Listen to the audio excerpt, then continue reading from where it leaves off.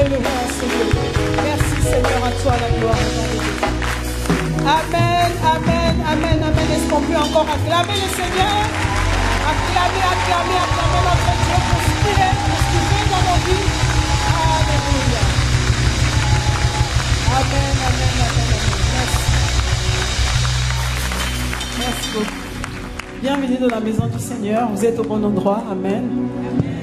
Vous avez choisi la bonne part. Vous êtes au bon culte. Nous sommes au deuxième culte. Amen. Bienvenue. Est-ce que vous pouvez m'aider également à accueillir nos frères et sœurs qui sont connectés entre-temps, qui nous suivent, qui suivent ce culte en direct sur Internet. Nous sommes ensemble. Que Dieu vous bénisse là où vous êtes. Amen. Avant de t'asseoir, est-ce que tu peux saluer ton frère, ta sœur à côté de toi? Salut-la. Dis-lui bonjour. Demande-lui son prénom. Dis que je suis honoré d'être assis ou assise à côté de toi. Merci. Tu es ma sœur dans le Seigneur. Nous passerons l'éternité ensemble. Alors nous devons nous aimer dès maintenant ici-bas. Amen. En tout cas, je suis dans la joie d'être parmi vous ce matin. Et ce matin, Pasteur Yvon est de repos. Amen. Amen. Qui est content que Pasteur Yvon se repose un peu? Amen. Voilà. Il a droit aussi à un petit repos. Il a beaucoup donné ces derniers temps, depuis le début de l'année et encore avec Impact Conférence. Et donc ce matin, il a jugé bon de se reposer et il m'a demandé... C'est le Seigneur qui l'a inspiré, amen, parce qu'il voulait que je puisse te donner un message ce matin. Il voulait que je sois cet instrument qu'il va utiliser ce matin pour te parler. Amen. Donc je corrige, voyez. Voilà, donc il m'a demandé de venir vous parler de sa part et je bénis le Seigneur pour cela. C'est un privilège, c'est une grâce. Et j'aimerais tous ensemble que nous puissions acclamer le Seigneur pour notre pasteur à nous tous. Notre pasteur que nous aimons, amen. C'est une vraie bénédiction pour toute la famille Impact Centre Chrétien. Qui est d'une grande, grande bénédiction pour ma propre vie. Amen. C'est un homme que j'aime de tout mon cœur. Oh. Amen. Le Seigneur m'a fait du bien en l'envoyant vers moi. Et comme j'aime le dire, le jour où il est venu me demander ma main, je sais que Dieu venait me visiter ce jour-là.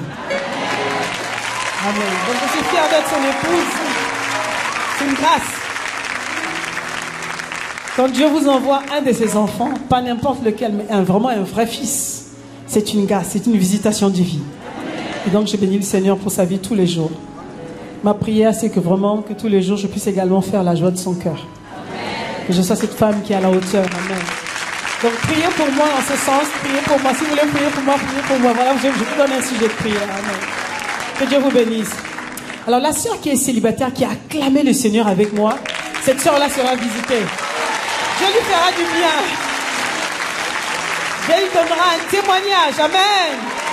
Voilà, merci ma soeur. Amen. Et la femme qui est mariée aussi, Dieu lui fera du bien.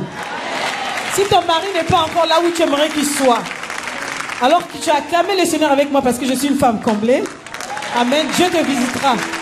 Tu ne reconnaîtras plus cet homme qu'il a mis à côté de toi. Amen. Gloire à Jésus. Voilà. Voilà, donc je suis vraiment dans la joie d'être parmi vous ce matin et j'aimerais vraiment partager ce que le Seigneur a mis dans mon cœur. Mais j'aimerais aller dans la même lancée, dans la même lignée, dans le thème que le Seigneur nous a donné pour cette année. Le thème que nous avons commencé, Pasteur Yvon nous a donc instruit depuis plus de 6 mois maintenant. Le thème de vivre Christ. Et ce thème fut également le thème de notre conférence. Amen. Qui était à la conférence cette année? Waouh, on était presque tous là. Amen. Et ceux qui n'ont pas pu parce qu'ils n'étaient pas à côté ou ils étaient à l'étranger, n'hésitez pas à la fin de ce service, allez faire un tour à la librairie. Vous avez tout le coffret qui est disponible. C'est vraiment, c'était une conférence. Waouh, Dieu nous a fait du bien. Tous les jours, nous avons eu une parole de consistance, une parole solide. Ça nous a énormément fait du bien. Donc le thème de la conférence était vivre Christ, manifester Christ. Et de plus en plus j'écoute cette parole, plus je réécoute cette parole, j'ai dit waouh Seigneur, vraiment c'est une parole de qualité. C'est une parole qui n'est pas juste venue pour exciter nos oreilles ou juste venue juste pour être prêchée simplement, mais c'est une parole que nous pouvons vraiment prendre, que nous devons prendre. Et nous devons manger tous les jours, méditer tous les jours. Et lorsque vous vous retrouvez dans le lieu secret, par exemple le matin, vous vous levez le matin, vous vous souvenez que Pasteur Yvon nous a dit beaucoup de choses sur vivre Christ. Et il disait en fait pour vivre Christ, il faut renoncer à soi-même, mourir à soi-même, renoncer à soi-même. Il faut également se charger de sa propre croix tous les jours. Lorsqu'on se lève, on prend sa croix avec soi. Et c'est également avoir soif de lui. Pour vivre Christ, tu dois avoir soif de le connaître davantage, soif d'aller en profondeur dans ta relation avec lui, soif de pouvoir vivre les choses que lui, il a vécues sur la terre. Comment il a vécu, comment il était sur la terre.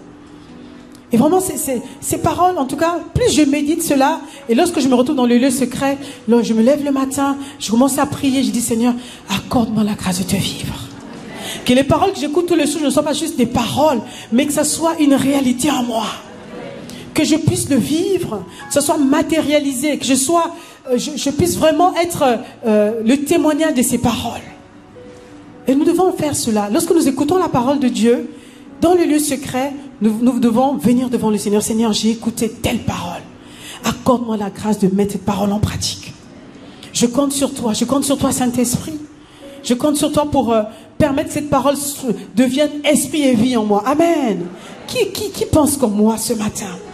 Qui veut que Christ soit véritablement visible dans sa vie? Amen, amen, amen. Est-ce qu'on peut acclamer le Seigneur? Alléluia. Moi, je veux vivre Christ, je veux être semblable à lui. Et j'ai découvert en lisant les Écritures qu'en fait, Christ a plusieurs facettes. Lorsqu'on lit les Écritures, on découvre que plusieurs noms sont résumés dans le nom de Jésus-Christ. Quand on dit Jésus-Christ, il y a plusieurs noms résumés dans ce nom. Et lorsque j'ai donné ma vie à Christ, lorsque je me suis converti, lorsque j'ai décidé de marcher avec Dieu, ces jours-là dans une église, dans une assemblée comme celle-ci peut-être, une assemblée réveillée où on prêchait vraiment la parole, parce qu'avant j'étais dans la religion, mais lorsque je suis rentré dans une maison comme celle-ci, et où j'ai entendu pour la première fois parler de Jésus de cette manière, parce que je ne le connaissais pas, j'ai réalisé que j'avais besoin de lui. Et ce jour-là, lorsque je suis venu devant, lorsque le pasteur a prié pour moi, le Christ qui m'a présenté, le Jésus qui m'a présenté, c'est le Jésus sauveur. Il m'a dit que Jésus était mort à la croix pour me sauver, pour me réconcilier avec le Père. Donc j'ai découvert une facette de Jésus, Jésus qui sauve. Et j'ai désiré recevoir ce Jésus. Et je suis venu, j'ai donné ma vie à ce Jésus. Amen. Donc Jésus a plus, dans le nom de Jésus-Christ, il y a plusieurs noms. Et ce matin, j'aimerais aborder un nom. Un nom, j'espère, par la grâce de Dieu, qui nous parlera, qui va nous interpeller. Et ce nom se trouve dans le livre de Jean chapitre 1 verset 29. Jean chapitre 1 verset 29 qui est un passage, juste un verset court. Jean chapitre 1 verset 29. Je vais lire. Le lendemain, il en parlant de Jean-Baptiste, vit Jésus venant à lui et lui dit, voici l'agneau de Dieu qui ôte le péché du monde. Voici l'agneau de Dieu. Jean-Baptiste est en train de baptiser les hommes et des femmes en ce temps qui venaient vers lui. Jean-Baptiste est en train de faire ministère. Et autour de lui étaient ses disciples. Et parmi ses disciples, certains deviendront plus tard les disciples de Jésus. Jean-Baptiste est en train de faire les baptêmes. Et ensuite, Jésus s'approche vers lui. Jésus vient vers lui. Et Jean-Baptiste crie, voici l'agneau de Dieu. Il n'a pas dit voici Jésus-Christ, il dit voici l'agneau de Dieu. Donc Jean-Baptiste fait une déclaration forte en ce temps-là. Les gens qui étaient autour, ses disciples, les disciples de Jean-Baptiste, ne savaient pas qui était l'agneau de Dieu, ne savaient même pas ce que ça voulait dire, agneau de Dieu. Mais il fait cette déclaration poussée par le Saint-Esprit, inspiré par l'Esprit de Dieu. Il dit, voici l'agneau de Dieu qui ôte le péché du monde. Voici l'agneau de Dieu. Jean-Baptiste définit Jésus comme étant l'agneau. C'est la première fois qu'on l'entend dans le Nouveau Testament. Il l'appelle l'agneau. Pas n'importe quel agneau, mais l'agneau de Dieu. L'agneau qui appartient à Dieu. L'agneau que Dieu s'est choisi. Pourquoi? Quel est le but de l'agneau? Nous le lisons la suite. Qui ôte le péché du monde. L'agneau qui vient pour ôter le péché du monde, pour effacer le péché, pour payer à la place de l'homme, pour accomplir une mission, afin que l'homme ne soit plus condamné à perpétuité, comme il était depuis Adam et Ève. Vous connaissez tous l'histoire d'Adam et Ève. Les premiers hommes, ceux qui nous ont précédés.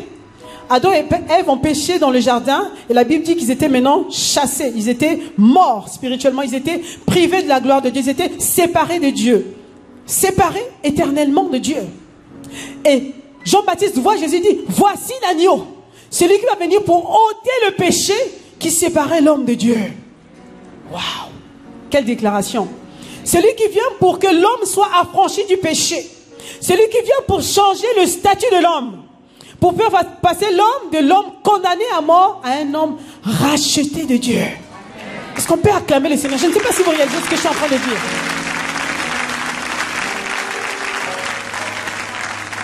L'agneau qui vient pour changer le statut de l'homme.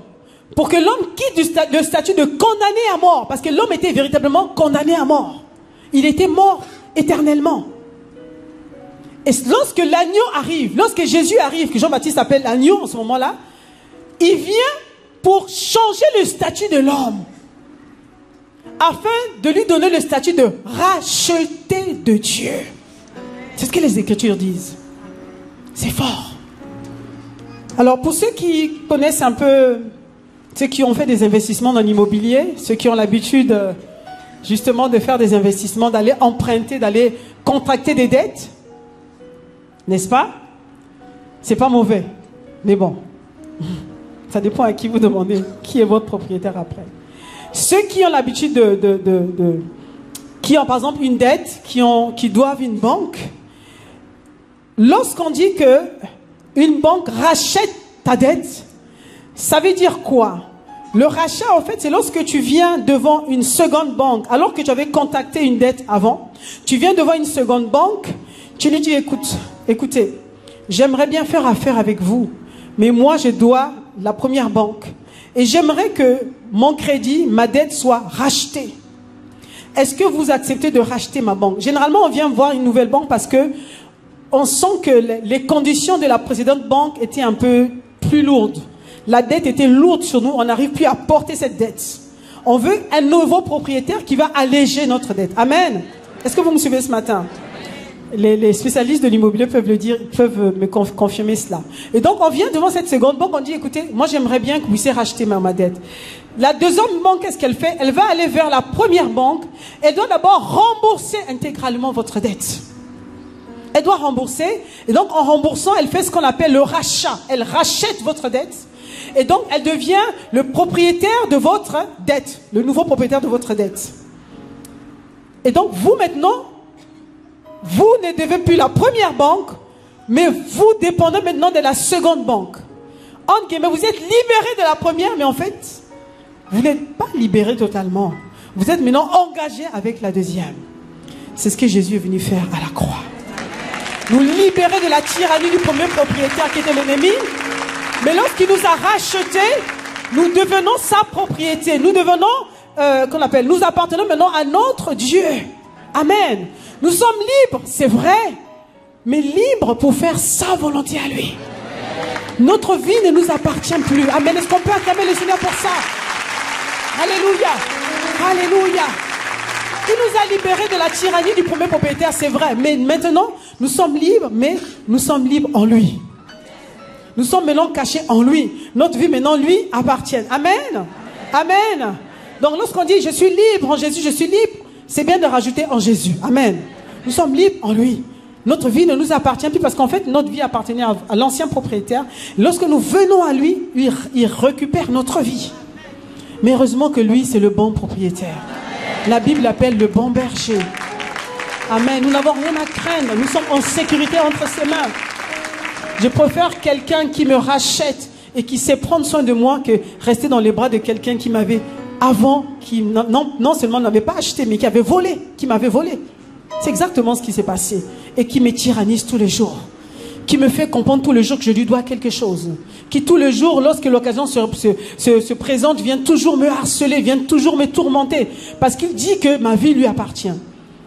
Amen. Je préfère le nouveau propriétaire vers qui je suis venu. Amen. Est-ce qu'on peut acclamer le Seigneur? Il a payé ma dette. Il a racheté ma dette. Maintenant, je suis libre en lui. Libre en lui. Alors, donc, Jean-Baptiste dit que voici l'agneau de Dieu. Si Jean-Baptiste appelle Jésus l'agneau de Dieu, alors comment Dieu nous voit? Comment tu te vois? Comment Dieu t'appelle ce matin? Est-ce que tu peux anticiper avec moi? Comment Dieu te voit ce matin? Comment Dieu t'appelle ce matin? Le thème de mon message de ce matin, c'est « Accepte de devenir un agneau de Christ ». Amen.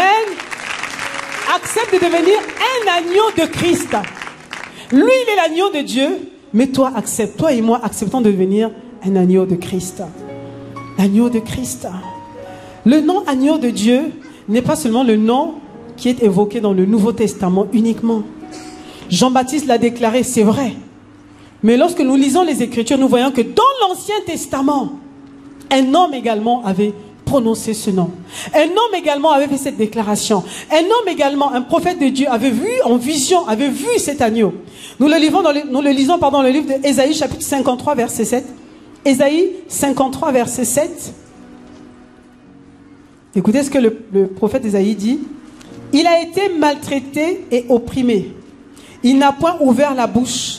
Semblable à un agneau qu'on mène à la boucherie, à une brebis muette, devant ceux qui l'attendent, il n'a point ouvert la bouche.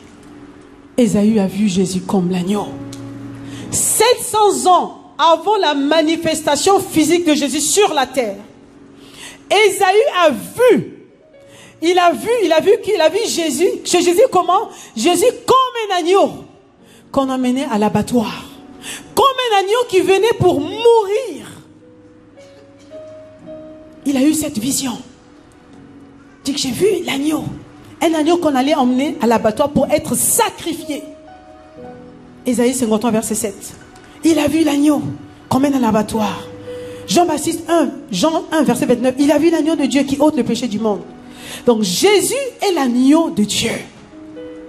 Jésus est véritablement l'agneau de Dieu. Le seul sacrifice que Dieu a pourvu, que Dieu a agréé pour sauver tous les hommes. Le seul sacrifice que Dieu a pourvu à la croix, une seule fois pour toutes. Jésus est l'agneau de Dieu. Désormais sur toute la terre. Parce que l'agneau a été pourvu. Juste pour la petite histoire, pour vous rappeler. L'agneau a été pourvu.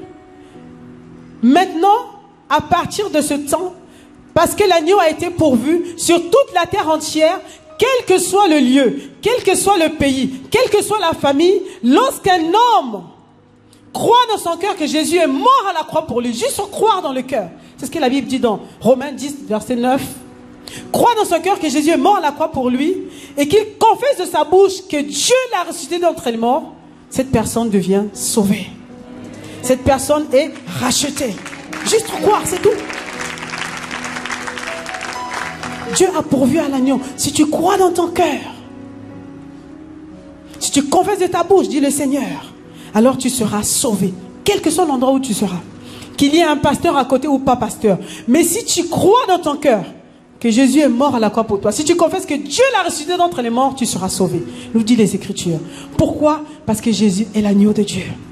C'est le seul qui est capable de te sauver, de me sauver. C'est le seul qui est capable, qui est venu nous sauver. Qui m'a sauvé? C'est le seul, le seul. Le seul sang que Dieu a agréé. Amen. Alors, l'agneau a déjà été pourvu. Lorsque je dis accepte de devenir un agneau de Christ, je ne veux pas te dire d'aller encore à la croix mourir pour ton frère ou pour ta sœur. C'est pas ça. Un seul l'a fait une seule fois pour toutes et le sacrifice a été agréé par le Père. L'agneau a été pourvu par le Père. Désormais, tout homme qui croit que Jésus est mort à la croix pour lui, qui croit que Dieu l'a ressuscité d'entre les morts, est sauvé, racheté par Dieu. Amen. Amen. Alors, je me disais, mais comment l'agneau? D'où vient l'agneau? Est-ce que Jésus est né agneau? Est-ce que c'est lorsqu'il a commencé à faire son ministère dans les rues de Jérusalem, de Galilée, qu'il est devenu l'agneau? Quand est-ce que Jésus est devenu l'agneau de Dieu? La Bible nous dit que Jésus est devenu l'agneau de Dieu avant la fondation du monde. Avant que le monde n'existe. Avant que la terre ne soit créée. Parce que lorsqu'on lit des Écritures, lorsqu'on lit la Bible, on est dans l'Ancien Testament, on lit l'histoire de l'homme. L'histoire, le cheminement de l'homme avec Dieu. Et des fois, ça nous rend un peu triste. On voit comment Dieu est content. Dieu crée Adam et Ève. Dieu les aime de tout son cœur. Dieu met en eux son esprit. Dieu prend soin d'eux dans les moindres détails. Dieu les établit, Dieu les bénit. Dieu leur donne tout ce dont ils avaient besoin pour exister sur la terre. Et quelque temps après, on voit que l'homme chute. L'homme s'éloigne de Dieu, l'homme pêche. Et Dieu chasse l'homme de sa présence. Et en lisant la parole de Dieu, quand on regarde cela, on dit, mais mince, c'est triste, une triste histoire. Comme nous aimons le dire lorsque vous suivez les cours 101, la Bible parle des royaumes perdus, des royaumes retrouvés. La Bible parle d'une histoire royale, d'une famille royale. Et lorsqu'on lit l'histoire de cette famille, au départ, au commencement, ça commence bien. À un moment donné, ça commence à se gâter. On peut être un peu attristé. Parce qu'on voit comment Dieu a tout donné. Dieu a cru en l'homme. Dieu a déversé son amour dans l'homme. Et on voit comment l'homme trahit Dieu. L'homme abandonne la main de Dieu. L'homme pêche, s'éloigne de Dieu. Alors si on s'arrête par là, on se dit que l'histoire se termine mal. Et que Dieu peut-être est pris de court. Non. Cette histoire, Dieu la connaissait déjà. Cette histoire de l'homme qui allait chuter, l'homme qui allait s'éloigner de lui, Dieu connaissait la fin de l'histoire. Avant de créer le monde, Dieu connaissait la fin. Dieu savait comment l'homme allait chuter, l'homme allait s'égarer, comment le diable allait venir séduire l'homme. Dieu savait tout parce que la Bible dit qu'il est omniscient. Il n'y a rien qui surprend le Seigneur. Dans ta vie, Dieu connaît toutes choses. Lorsque tu te lèves le matin, tu vois que ton ami t'a trahi. Tu dis, mais Seigneur, comment tu as permis cela? Seigneur, est-ce que tu as vu? Mais Dieu savait tout. Dieu n'est jamais pris de court. Il est le Créateur. La Bible dit qu'il connaît la fin d'une chose avant son commencement. Merci le Seigneur pour ça. Dieu n'est jamais surpris de ce qui se passe dans la vie d'un homme. Il est au courant de tout. C'est pour ça que lorsque nous prions, dis Seigneur, est-ce que tu vois? Tu as vu ce qu'il m'a fait, Seigneur? Est-ce que tu as vu? Mais il a vu. Il a même vu avant que ça n'arrive. Il est au courant. Amen. Dieu savait. C'est parce qu'il savait que l'homme allait chuter, parce qu'il savait que l'homme allait s'égarer de lui, parce qu'il savait que cela, le diable allait venir détourner, séduire l'homme, qu'il avait préparé un plan B. Que Dieu avait préparé le plan B. Ça, c'est très important. Lorsque nous voyons le monde qui est en train d'aller à la dérive, on dit Seigneur, oh là là, qu'est-ce qui va arriver demain? Seigneur, est-ce que tu vois? Seigneur? Dieu est au courant de tout. Il n'est pas surpris. Dieu a prévu le plan B. Dieu le Père avait prévu le plan B. Qu'est-ce que le Seigneur a fait? Il a réuni le conseil de la Trinité avant de créer le monde. Il dit voilà, nous allons créer l'homme selon notre image, selon notre ressemblance. Il va nous ressembler, il sera comme nous. Mais en même temps, en créant cet homme, voilà ce qui va arriver. Alors parmi nous trois, il demande à son conseil, qui veut endosser l'habit de l'agneau? Qui veut porter l'habit de l'agneau? Qui veut devenir maintenant, avant que je ne crée l'homme, c'est maintenant que ça se passe. Qui veut porter l'habit de l'agneau? Qui veut accepter de porter l'habit de l'agneau? Afin que lorsque l'homme va chuter, l'agneau vient le ôter du mal, le prendre de la mort, le ramener à la vie. Qui veut le faire? Alors, Dieu le Fils a levé la main. Jésus-Christ dit, moi je veux bien devenir l'agneau. Alléluia. Je veux devenir l'agneau. Je veux devenir l'agneau. Donc Jésus est devenu l'agneau avant la fondation du monde. C'est pour ça lorsqu'il vient, il n'a pas encore commencé son ministère. Jean-Baptiste voit, voici l'agneau de Dieu. Il était déjà l'agneau avant de descendre.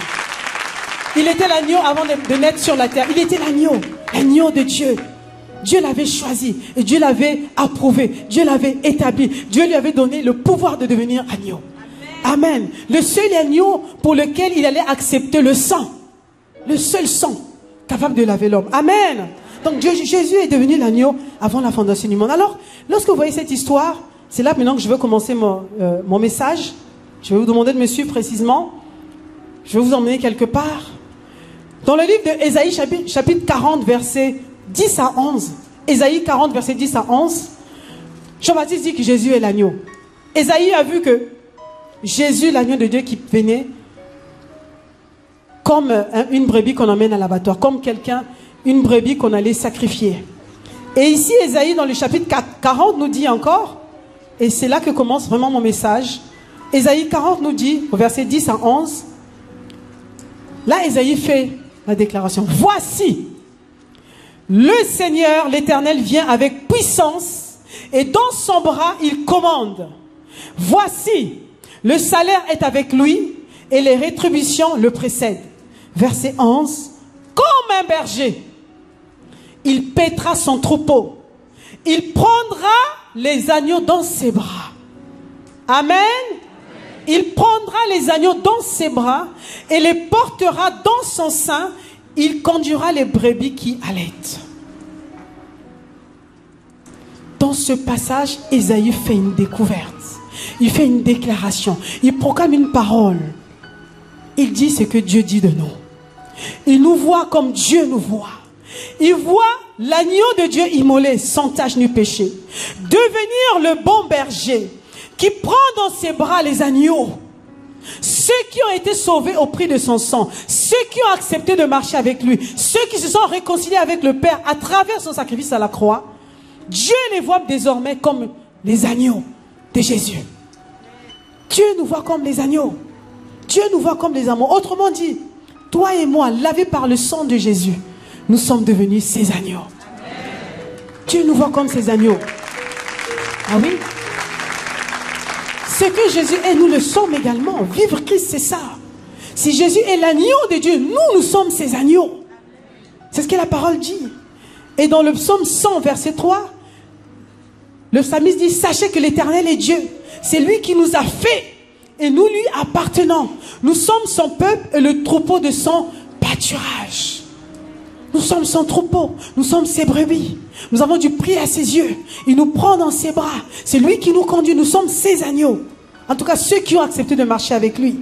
Alors dis à ton voisin ce matin, tu es son agneau. Alors dis-lui sérieusement, c'est pas un piège. Hein? C'est pas parce que Jésus est mort à la croix que tu vas dire que non. Tu es son agneau. Amen.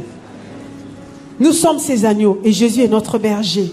Alors qu'est-ce que cela implique? C'est ce que je vais voir avec vous ce matin. Qu'est-ce que cela implique? Quelles sont les caractéristiques d'un agneau? À quoi sert un agneau? Comment est un agneau? Qu'est-ce que cela implique? Je vais voir 3 points avec vous. Le premier point, c'est que l'agneau est doux. Amen. L'agneau est doux. L'agneau est un animal qui est doux. L'agneau est un animal de paix. Là où il est, il ne crée pas la guerre. Il ne cherche pas des histoires en longueur de journée.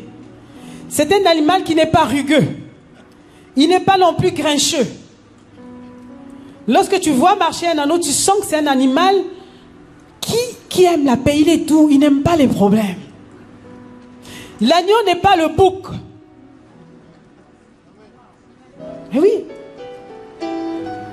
Le bouc aime faire ce qu'il veut. Il veut aller là où il veut. Il fait ce qu'il a envie de faire. Il dérange tout le monde. Il met le bazar partout où il est.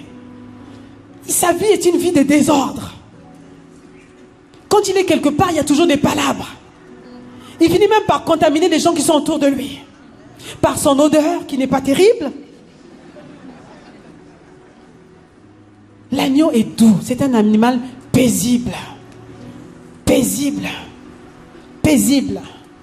Christ nous a affranchis, c'est vrai. Mais la liberté que Dieu nous donne, c'est pour lui. Amen. Nous sommes libres en Christ. Mais nous ne sommes pas libres de faire ce que nous voulons faire. Ce que nous avons envie de faire. Nous sommes libres pour faire sa volonté. Amen. Est-ce que je parle à une personne ce matin? Chaque jour, lorsque tu lèves les mains vers le ciel, tu dis, Seigneur, je veux te manifester. Je veux manifester Christ. Je me rends compte que j'ai besoin de toi. J'ai besoin de toi. Le Seigneur va regarder d'abord ton caractère. Est-ce que tu as arrêté de murmurer? Est-ce que tu as arrêté de critiquer les gens? Lorsque tu arrives quelque part, il faut que quelque chose se passe, mais dans le mauvais sens. L'agneau est un animal ordonné. Là où il est se trouve la paix, la quiétude, le repos.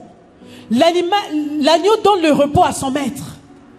Mais il y a les gens, quand vous êtes avec eux, ils vous donnent les maux de tête. À chaque fois, il y a toujours des choses qui ne vont pas. Vous êtes obligé toujours de les recadrer, de les corriger, de les reprendre à chaque fois, 10 000 fois dans la journée des fois. Est-ce que tu es l'agneau de Jésus? L'agneau est un animal qui est doux, il est calme. Il donne du repos à son maître. Amen. Il ne critique pas. Il ne se plaint pas. Il ne contamine pas les autres. Dans l'église, des fois, on a, notamment, j'ai remarqué, quand quelqu'un vient d'accepter le Seigneur, la personne est touchée par le Seigneur. C'est comme j'étais aussi. Touchée par Dieu. Il y a comme un zèle comme ça qui naît dans son cœur parce qu'il réalise que, il a besoin de Jésus. Comment il a fait de vivre longtemps sans lui? Qu'il a vraiment besoin de ce Jésus-là.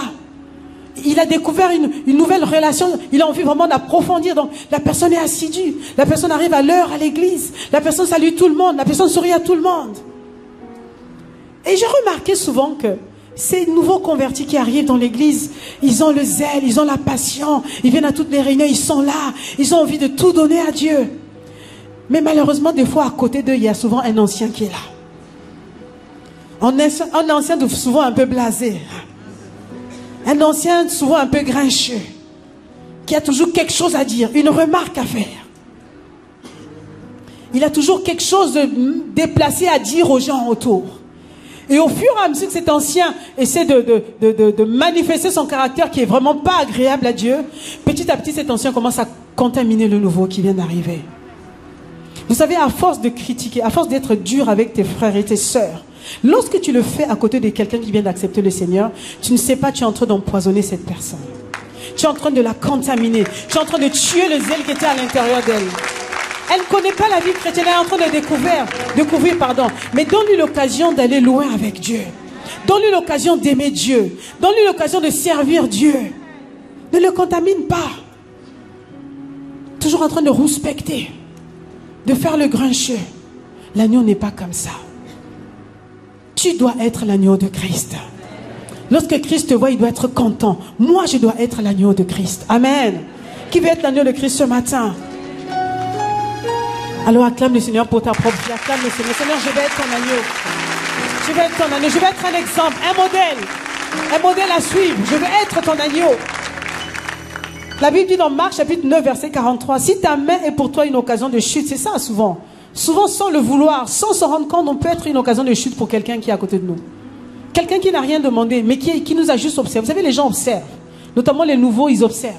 Et la manière dont on parle, la manière dont on agit, la manière dont on réagit dans les circonstances un peu des fois complexes, cette manière peut contaminer quelqu'un d'autre. Une personne qui regardait, qui observait, voilà, elle commence à nous imiter. Donc, la Bible dit dans Marc chapitre 9 verset 43, si ta main est pour toi une occasion de chute, coupe-la. Si ta langue est pour toi une occasion de chute, coupe-la.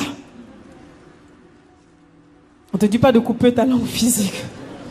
Coupe-la, ça veut dire essaie d'avaler ta langue. Ferme ta bouche. Si tu ne sais pas parler, tu ne sais pas encourager, reste calme. On n'est pas obligé d'intervenir à tout type de situation, devant tout type de situation. Amen. Notre vie doit être un message. Notre vie doit être vraiment des vies qui inspirent les autres, qui poussent les autres à aimer Dieu, qui poussent les autres à aller plus loin avec le Seigneur. Mais si tu sens que des fois là, tu es assis, quelqu'un a fait quelque chose, des fois de mauvais, hein, on ne dit pas que tu as forcément tort, mais tu sens que tu n'arrives pas à te retenir, alors dis à ta bouche, là tu es là, tu te fermes. Ne dis rien. Parce qu'en ouvrant ta bouche, tu peux devenir une occasion de chute pour quelqu'un qui était à côté, qui t'observait. Amen. Amen. Ne soyons pas des occasions de chute. L'agneau est un animal paisible. Il aime la paix. Il aime la paix. Il ne donne pas de mots de tête à son maître. Au contraire, il facilite la tâche à son maître. Amen. Deuxième point, l'agneau est un animal obéissant. L'agneau est obéissant. L'agneau est obéissant. Jean chapitre 6 verset 38 nous dit, Jean chapitre 6 verset 38 nous dit, ça c'est le Seigneur Jésus qui parle, car je suis descendu du ciel pour faire non ma volonté, mais la volonté de celui qui m'a envoyé. Jésus dit, je suis descendu du ciel, moi agneau de Dieu, de faire non ma volonté, mais la volonté de celui qui m'a envoyé. L'agneau n'a pas de volonté propre. L'agneau n'a pas de volonté propre. Sa volonté, c'est celle de son maître. Sa volonté, c'est celle du berger, du bon berger qui le conduit. L'agneau est libre, c'est vrai. Lorsque Christ nous a affranchis, la Bible dit que nous sommes désormais libres. Nous sommes libres pour faire sa volonté. Parce qu'en fait, en réalité, notre vie ne nous appartient plus. En fait, ta vie, quand tu dis que c'est ma vie, je fais ce que je veux, je fais ce que je veux. En fait, la vie d'un homme n'appartient jamais à un homme. Si ta vie n'appartient pas à Dieu, elle appartient à quelqu'un qui est plus petit que Dieu. Mais surtout quelqu'un de très méchant. De très méchant. Donc l'agneau, c'est celui qui réalise que sa vie ne lui appartient pas. Sa vie appartient à celui qui l'a sauvé. À celui qui a donné sa vie à la croix pour lui. Désormais, il ne vit que pour son maître. C'est pour ça, lorsque le maître, le bon berger, avec son bâton du berger, lui dit, va à gauche, l'agneau va à gauche. Va à droite, l'agneau va à droite. L'agneau ne respecte pas. L'agneau suit la direction de son maître. Il obéit. Il obéit. L'agneau obéit. Pourquoi? Parce que l'agneau reconnaît qu'il y a un maître dans sa vie. Jésus est notre maître. La Bible dit que Jésus est Seigneur. Seigneur veut dire propriétaire de nos vies. En grec, on dit Kurios, Adonai. Il nous a rachetés. Désormais, nous lui appartenons. Donc, il est propriétaire de nos vies. Et donc, c'est à lui que nous devons obéir. Le problème aujourd'hui, c'est que Dieu a du mal avec les chrétiens. Pas seulement ici, mais dans le monde entier. Dieu, le Seigneur a du mal avec les chrétiens. Il a du mal avec les chrétiens. Dieu, il a un problème avec les chrétiens. C'est que les chrétiens tiennent tellement à leur vie. Cette histoire de vie là nous rattrape toujours. Tiennent tellement à leur vie, à leur moi, à leur être, qu'ils ont du mal à devenir des brebis ou des disciples. On a du mal. Le Seigneur nous sauve, nous venons à lui. Maintenant, pour devenir ces brebis, le Seigneur a du mal. Il a un problème avec ça. Parce que nous luttons encore, c'est notre vie. C'est moi, mais. C'est mon éducation. C'est comme ça qu'on fait chez moi. C'est comme ça qu'on fait dans ma culture. C'est comme ça qu'on fait dans ma couture. C'est comme ça qu'on fait... Chez moi, c'est comme ça. Et le Seigneur a du mal. Le Seigneur a du mal à nous considérer comme des agneaux. Il a du mal à nous prendre comme des agneaux. Parce que nous luttons avec notre vie. Nous voulons faire des choses qui nous plaisent. Nous voulons faire des choses comme nous voulons. Voilà comment le Seigneur a du mal. La brebis et le disciple ont une chose en commun. La brebis et le disciple ont une chose en commun. C'est qu'ils entendent la voix du maître et suivent le maître. Amen. Dieu a besoin des brebis et des disciples. La brebis entend la voix du maître et suit le maître. Jésus disait dans Jean chapitre 10 verset 27, « Mes brebis entendent ma voix, je les connais et elles me suivent. » Mes brebis entendent ma voix, je les connais et elles me suivent. Alors vous me direz que des fois c'est très difficile d'obéir au maître. Des fois ce que le Seigneur nous demande de faire, c'est difficile. Des fois ce que le Seigneur nous demande de faire peut nous coûter. Ça nous coûte dans notre chair, dans notre être, notre âme est bousculée. Parce que nous avons nos habitudes. Des fois ça nous coûte. Le Seigneur Jésus aussi, obéir à son Père, accomplir entièrement la mission de son Père, lui a coûté.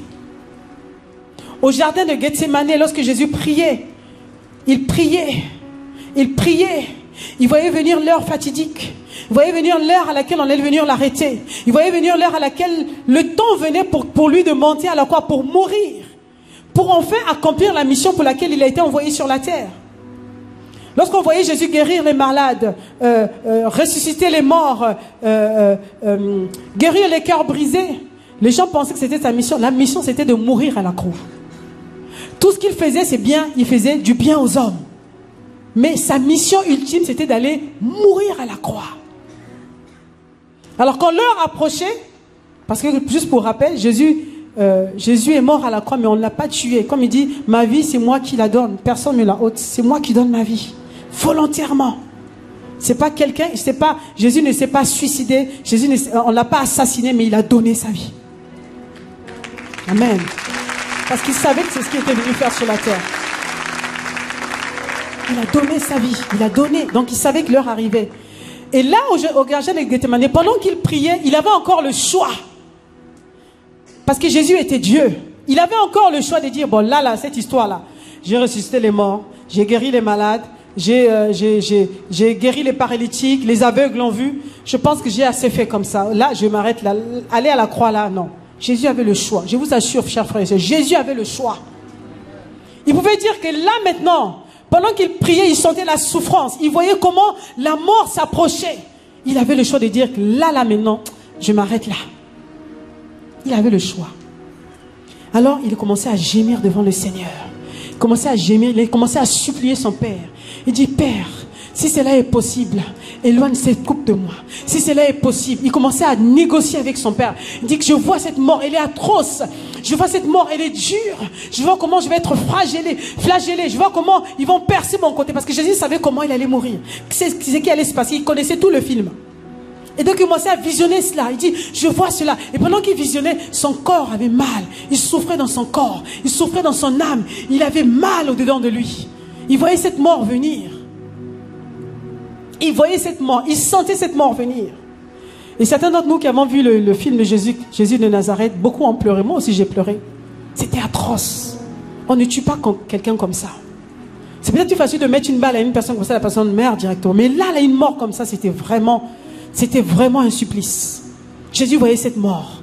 Il a commencé à négocier avec le Père. Père, si cela est possible, est-ce que tu peux éloigner cette coupe de moi? Éloigne cette coupe de moi. Éloigne cette coupe de moi. Éloigne cette coupe de moi. Il a commencé à supplier Dieu. Et à un moment donné, il s'est souvenu qu'il est l'agneau. Qu'il n'avait pas le choix que d'aller jusqu'à la croix. Il s'est souvenu que c'est pour ça qu'il est venu. Il s'est souvenu que s'il s'arrêtait là, l'homme était perdu pour l'éternité. S'il s'arrêtait là, l'homme était perdu pour l'éternité. Alors il a dit une chose. Mais toutefois, que ta volonté soit faite. Que ta volonté soit faite. Que ta volonté soit faite. Ça, c'est le mot qui doit être dans la bouche de l'agneau. Seigneur, que ta volonté soit faite. Des fois, c'est dur ce que tu me demandes, Seigneur. Tu me demandes de pardonner cette sœur qui m'a trahi. Après tout ce que je lui ai fait, elle m'a trahi. Elle a parlé du mal de moi. Elle m'a critiqué devant les hommes. Je lui ai tout donné. Je lui ai donné ma confiance. Je lui ai donné mon amour. Je me suis reposé sur elle. Je lui ai fait énormément du bien. Elle m'a trahi. Et Dieu te dit, pardonne. C'est dur, chers frères et sœurs. Je vous avoue, c'est dur. Dieu te dit, pardonne cette personne. Pardonne. Alors l'agneau, qu'est-ce qu'il fait? Il dit, Seigneur. Seigneur, c'est dur. Dieu te dit, pardonne. Seigneur, c'est dur. Dieu te dit, pardonne. Alors l'agneau dit, Seigneur, que ta volonté soit faite. Je vais pardonner. Amen. L'agneau n'a pas de volonté. L'agneau n'a pas de volonté. L'agneau n'a pas de volonté. L'agneau n'a pas de volonté. Dieu te dit, arrête la fornication. Arrête l'adultère. Marche dans la sanctification. Dans ta chair, des fois, c'est dur parce que tu es habitué à ça. Parce que Dieu a dit, tu dis, Seigneur, que ta volonté soit faite. J'arrête tout ça pour toi. J'arrête tout ça. Tu es là. Tu es le bon berger. Je vais te suivre. L'agneau écoute le bon berger. L'agneau écoute le bon berger. Lorsque le bon berger te dit, va à droite. Va à droite. L'agneau va à droite. Lorsque le bon berger te dit, va à droite. Vous savez pourquoi? C'est parce qu'il sait qu'à droite, là, sur le chemin de droite, il a balisé le chemin. Il n'y a pas de piège sur le chemin, il a tout balisé. Notre Dieu est un Père, chers frères et sœurs. Notre Dieu est un Père, un vrai Père, un Père par excellence. Dieu ne donne jamais les mauvaises choses à ses enfants. Jamais. Quand Dieu te demande une chose, parce qu'il sait que c'est bon pour toi. Quand il te dit, prends ça, c'est que c'est bon pour toi. Il te dit, prends la route de droite, passe par là, ma fille, passe par là. Il dit ça parce qu'il a balisé tout le chemin. Il a balisé le chemin. Tu es en sécurité sur le chemin. Amen. Mais si tu ne veux pas, tu veux absolument aller sur l'autre chemin. Tu veux aller à gauche. Dieu te dit d'aller à droite, tu veux aller à gauche. Tu prends le risque. Tu prends le risque de retrouver le loup sur ton chemin. Parce que le chemin de gauche, Dieu ne l'a pas balisé. Tu prends le risque. Un agneau qui veut prendre le chemin qu'il a envie de prendre, prend le risque de se faire dévorer. Un agneau qui ne veut pas suivre le chemin du maître, le chemin du berger. En ce moment, lorsque tu prends ta décision d'aller sur le chemin que tu as choisi, la Bible dit que tu sors de sa protection. Tu sors de sa couverture. Tu deviens vulnérable. Tu deviens vulnérable. N'importe quoi, n'importe qui peut te faire du mal. Demandez aux skieurs, ceux qui ont l'habitude de faire le ski. Un skieur consciencieux, parce qu'il y a skieur et skieur. Un skieur consciencieux. Lorsqu'il va sur le terrain, lorsqu'il veut skier, demande-lui conseil, il te dira, si tu veux bien skier et tu veux être sûr de revenir chez toi sain et sauf, suis le chemin balisé. Suis la piste qui a été balisée. Amen. Suis la piste qui a été balisée. Si tu ne suis pas cette piste et tu veux faire ce qu'on appelle du hors-piste, là, tu t'exposes à tout type de danger. Si tu vas sur le hors-piste, non seulement tu risques de perdre ta vie, tu peux mourir. Il y a beaucoup d'accidents sur les hors-pistes. Les gens qui font les hors-pistes prennent énormément de risques. Beaucoup d'accidents. Personne n'est passé avant toi. Le chemin balisé, c'est le chemin que Dieu a emprunté avant toi. Il a vérifié que tout va bien. Que tout va bien. Il n'y a pas de crocs en jambe en chemin. Il n'y a pas de peau de banane. Que tout va bien. C'est le chemin qu'il a pris le soin d'essayer pour toi. Pour que tu arrives en sécurité. Et lorsque tu empruntes ce chemin, même si tu ne sais pas, parce que des fois, le chemin est bon, mais des fois, on ne sait pas marcher, vous savez. Un enfant qui apprend à marcher, des fois, tombe. Donc, tu ne sais pas marcher, tu sais pas comment marquer les pas. Mais lorsque tu tombes sur ce chemin, le bon berger vient, il te relève. Si tu as un petit bobo, il te soigne en même temps. Parce qu'il sait que tu es sur le bon chemin. Est-ce qu'on peut acclamer le Seigneur pour ça? Dieu est en train de parler à une personne ce matin. Fais-lui confiance. Fais-lui confiance. Si tu fais du hors-piste, non seulement tu peux perdre ta vie, mais admettons que tu ne perdes pas ta vie. Admettons que tu arrives à survivre à une avalanche, je ne sais comment, que tu te casses une jambe. Sache que sur ce chemin-là, les pompiers auront du mal à venir te retrouver là-bas. Tu te fais du mal, tu es en train d'agoniser, tu cries à l'aide, tu n'es pas encore mort. Mais eux ne prendront pas le risque pour venir là-bas tout de suite. Ils vont s'assurer, ils vont d'abord circuler les chemins avant de venir vers toi. Parce qu'ils ne voudront pas donner leur vie. Ils ne voudront pas mourir bêtement. Parce qu'on t'avait prévenu. Donc tu peux être là, tu te fais mal, tu es en train d'agoniser parce que tu es sur le mauvais chemin et tu risques même de mourir. Tu vas souffrir, tu vas sentir la souffrance sur ce chemin-là. Amen. Est-ce que quelqu'un me suit ce matin? Donc sois obéissant. Ne négocie pas avec la parole de Dieu. Quand Dieu dit une chose, accomplis la chose. Amen. Ne joue pas à cache-cache avec la parole de Dieu. Jouer à cache-cache avec la parole de Dieu te fait perdre du temps. Et beaucoup d'énergie et même des fois ta santé. Nous avons rencontré des personnes dans le ministère. Une personne qui vient demander la prière. Et pendant qu'on prie, le Seigneur nous demande qu'il y a un problème de désobéissance dans la vie de cette personne. Problème de désobéissance. Des fois, là où on accuse les démons, des fois, il y a la désobéissance qui est même la racine du mot, du mal qui est en train de miner cette personne. La désobéissance. La désobéissance peut conduire à la mort. La désobéissance a des conséquences vraiment, vraiment lourdes, néfastes pour l'homme. Une personne qui garde toujours l'amertume dans son cœur, l'amertume, elle a du mal à pardonner, Souvent, c'est des cas qu'on retrouve des fois, du mal à pardonner. À force de garder ces choses dans le cœur physique commence à être rongé. Le cœur physique commence à recevoir des coups. Et en même temps, la personne ouvre une porte à l'ennemi, à l'esprit d'infirmité pour venir attaquer sa vie. On le voit souvent. Et du coup, la personne veut qu'on prie. Vraiment, j'ai mal au cœur, j'ai telle chose et telle chose. Et on commence à prier avec la personne, prier pour la guérison. Le Seigneur révèle un problème de désobéissance. Manque de pardon. Amen. Qui veut être obéissant ce matin? Seigneur, je veux être obéissant. Je suis l'agneau qui est obéissant. Je veux être comme toi. Obéissant, Seigneur. Marcher à ta trace. Jésus est notre modèle par excellence. Comme il a été obéissant jusqu'au bout, nous devons également être obéissants. Nous devons être obéissants. Amen. Et le dernier point, c'est que l'agneau est destiné au sacrifice. L'agneau est destiné au sacrifice. La vie de l'agneau est destinée à la mort. Pas au suicide, je vous disais tout à l'heure, mais à la mort. L'agneau est un animal de sacrifice. Les Israélites dans l'ancien temps, dans l'Ancien Testament, parce que vous savez, Jésus n'était pas encore venu, Jésus n'était pas encore mort à la croix. Et donc chaque famille avait chez soi souvent un agneau. Et lorsque le Seigneur demandait de faire un sacrifice d'expiation, c'est-à-dire un sacrifice qui allait expier, qui permettait à Dieu de pardonner les péchés des hommes, Dieu demandait aux Israélites de prendre un agneau. Le Seigneur demandait de prendre un agneau. Donc pour offrir le sacrifice à Dieu, le Seigneur demandait de prendre un agneau. Notamment le sacrifice qui allait expier, qui allait enlever, qui allait effacer les péchés. Dieu demandait qu'on prenne un agneau. Donc l'agneau a une signification pour le peuple juif. Il connaissait à quoi servait l'agneau. Et lorsque Dieu demandait des instructions, il disait, prenez un agneau sans tache. Un agneau qui n'est pas boiteux. Un agneau qui n'est pas chétif, un agneau qui est bien portant, en bonne santé. Nous le lisons dans le livre de Exode, chapitre 29, verset 38.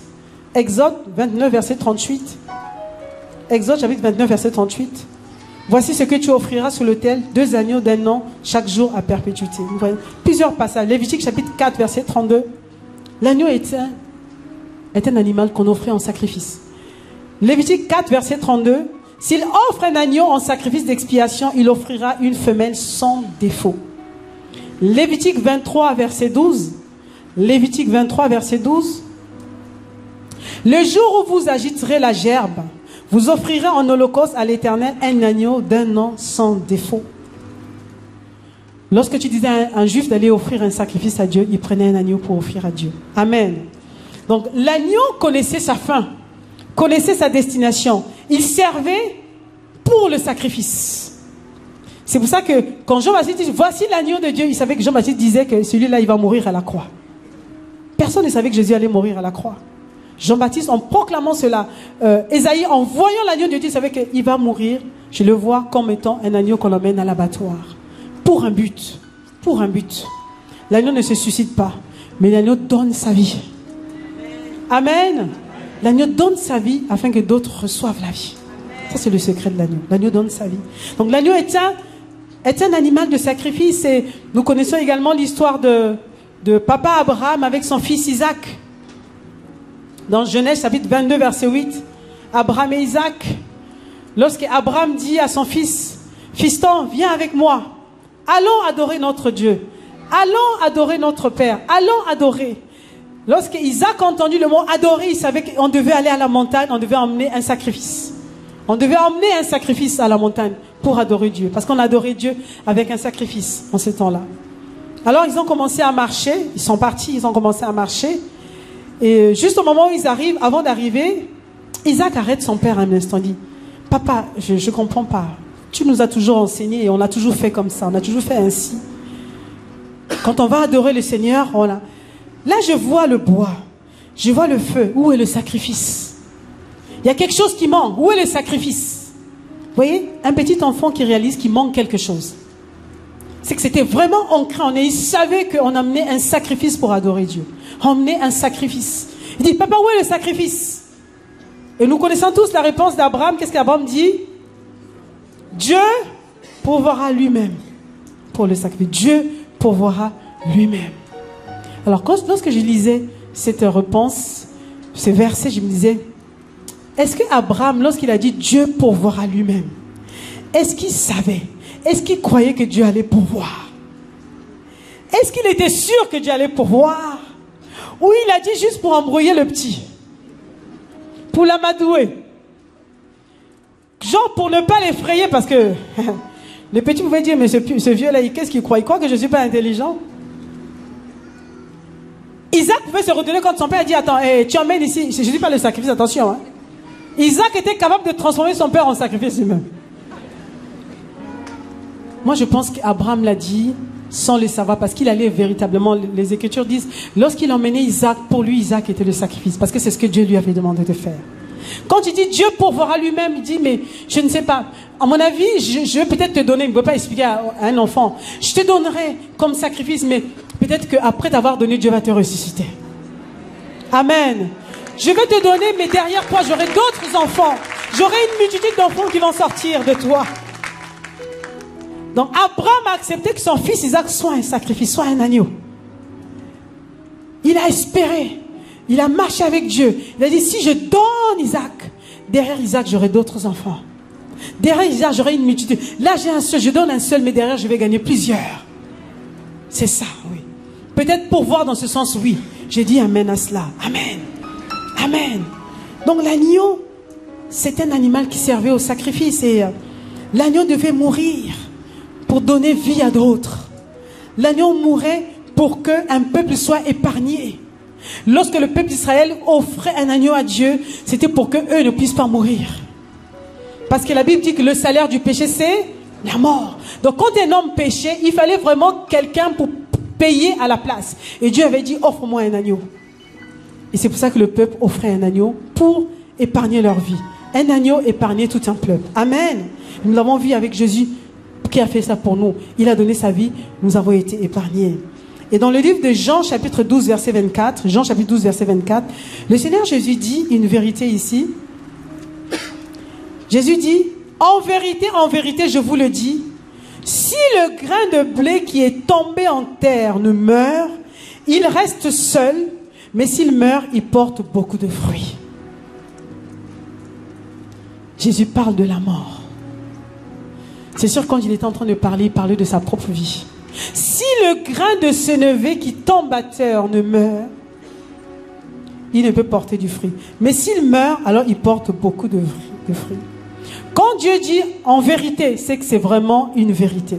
C'est quelque chose de très important, il faut tendre l'oreille. Mais lorsqu'il dit en vérité, c'est que c'est double fois vérité. Il faut vraiment tendre l'oreille.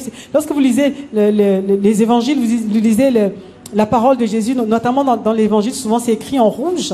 Et quand Jésus dit en vérité, c'est que Dieu est en train de vouloir nous donner un secret capital. Il est en train de vouloir nous donner des choses qui vont changer notre propre vie. Notre manière même de voir les choses, notre manière de vivre. Si tu veux porter du fruit, Dieu nous donne un secret. Si tu veux te multiplier, si tu veux que ta vie soit productive, si tu veux que tu puisses avoir beaucoup de personnes derrière toi, tu dois accepter de mourir. Comme un agneau. De mourir à toi-même. De faire abstraction de ta propre vie. De mourir à toi-même. Dieu a un peuple nombreux sur cette terre, dans cette ville de Paris. Il y a beaucoup d'hommes et de femmes qui doivent rentrer dans la bergerie, revenir à Dieu. Jésus est mort, le sacrifice ultime a été donné une bonne fois pour toutes. Toi et moi, en tant qu'agneaux, nous devons mourir à nous-mêmes afin de voir d'autres vies jaillir. Amen. Nous devons accepter de faire abnégation de nous-mêmes, abstraction de nous-mêmes, c'est-à-dire que accepter que notre vie puisse servir à d'autres. Oh, au quotidien, je vous assure, chers frères et sœurs, c'est pas facile. C'est pas facile. Mourir à soi, c'est pas facile. Des fois, on le dit dans la parole, dans la prière, on le programme dans les chants, mais on ne réalise pas ce que veut dire mourir à soi-même. Mourir à soi-même, c'est accepter qu'une autre vie sorte de nous. Pas une vie, mais plusieurs vies sortent de nous. C'est accepter que notre vie puisse compter pour d'autres. Pas faire attention à notre confort, à notre manière de vivre, notre manière de faire les choses, notre manière de nous considérer, notre manière de demander que les gens nous considèrent. C'est accepter d'abandonner tout ça et de crier, Seigneur, que ma vie puisse compter. Peu importe ce que tu me demandes, mais j'accepte de mourir à moi-même. Ce qui compte, c'est que les vies viennent à toi, que beaucoup te reçoivent, que les gens soient transformés autour de moi, que les gens reçoivent ta vie à travers ma vie. À travers ma vie. Je dois être un exemple. Je dois être un exemple. C'est pas facile. Des fois c'est dur. Des fois c'est dur. Servir le Seigneur, ça a un prix. Ça a un prix, ça coûte des fois. Je vous assure, je vais vous donner là mon témoignage. Un témoignage. Mon témoignage. Je venais de me marier. À peine mariée, je venais de me marier. Juste après mon mariage, nous sommes partis en voyage de noces. Je me suis mariée avec le frère Ivan. Pas le pasteur, le frère, c'est le bro. Et nous sommes partis, nous sommes allés en voyage de noces. Nous avons passé une superbe semaine, une petite semaine, c'était pas long, 5 jours. Lorsque nous sommes revenus à la maison, je venais de me marier, vous savez, une jeune fille, dans la tête de la jeune fille, il y a beaucoup de choses qui se passent dans nos têtes. On a trouvé le prince charmant, on plane, on rêve un peu, on voit des choses, on planifie des choses. On rêve déjà tous les dîners aux chandelles qu'on aura avec son prince charmant. Tous les restos qu'on fera ensemble. Comment on va marcher main dans la main. On va faire les 100 pas dans un jardin.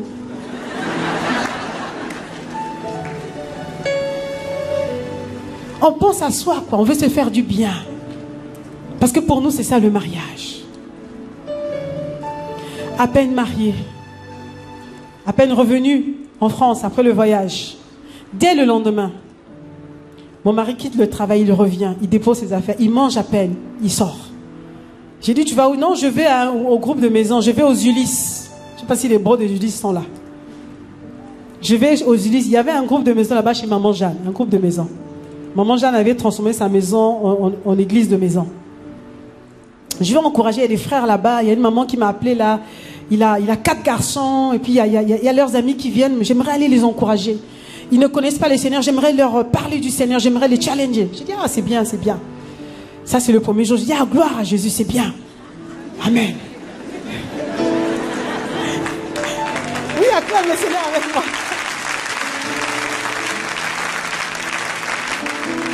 Il s'en va. Il revient vers 23h, des fois minuit. Je dors déjà. Je dis, ah, c'est pas grave. Le lendemain, il revient encore. En fait, aujourd'hui, je vais chez maman, j'en avais pas fini hier. Je dis, ok. Gloire à Jésus. Il retourne. Tous les jours, la même chose. Je commence à regarder. Alors, donc, chaque soir, des fois, au lieu de revenir, des fois, il m'appelle depuis le travail. Il dit, en fait, aujourd'hui, comme j'ai fini un peu tard, bon, ne m'attends pas, je vais directement chez maman Jeanne. Je dis, là, c'est un autre... Il va directement là-bas. Et donc, je mange toute seule. Je suis just married. Avec un prince charmant. Alors, au départ, je ne comprenais pas. Tout de suite, le Saint-Esprit m'a recadré là un peu. Et c'est bien parce que Dieu est bon, parce que je n'ai jamais murmuré tous ces temps-là. Vraiment, je bénis le Seigneur, vraiment. Je n'ai jamais murmuré. Jamais murmuré. Je ne comprenais pas. Il me disait, je dis ok, c'est bien. Je dis ok.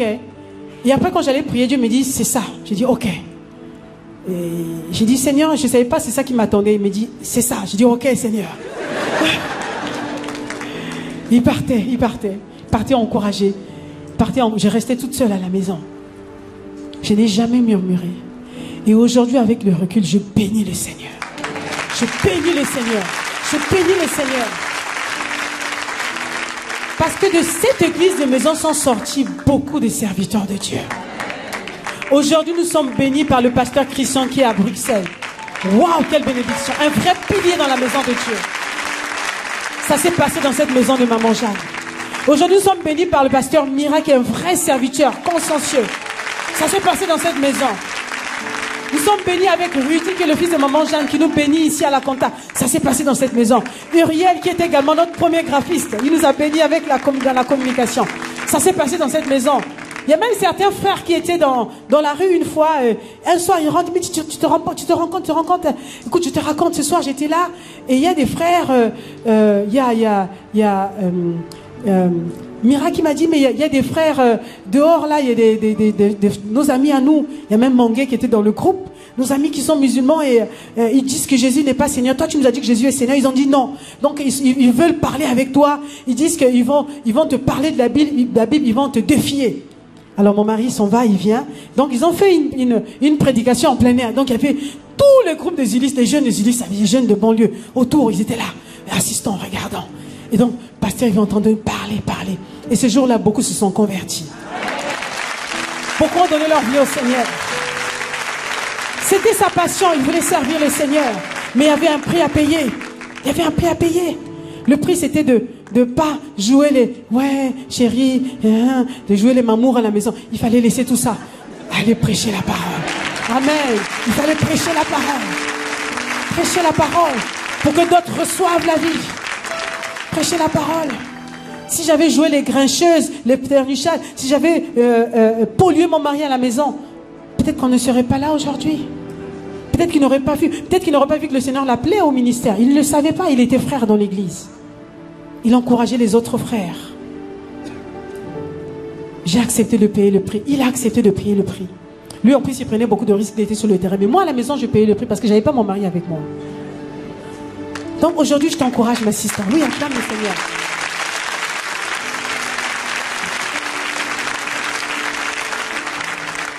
Je t'encourage, ma sœur.